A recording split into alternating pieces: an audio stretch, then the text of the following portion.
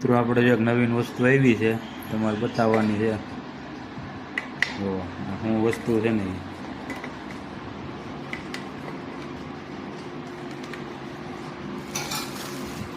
આ તમારે કહેવાનું છે શું વસ્તુ છે ને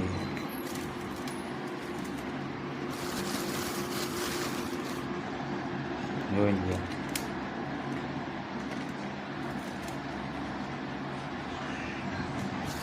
પાછળ જોઈ લો આખું થારી ભરાઈ જવાનું છે. આપણે તોડીએ એવાથી જંગલમાંથી